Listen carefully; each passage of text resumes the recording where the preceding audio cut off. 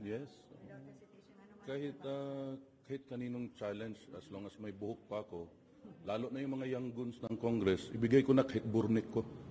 Pwede nila gawing black bihon ramen. Sir, bakit dito kayo sa QC nagpa-test? Kasi nga...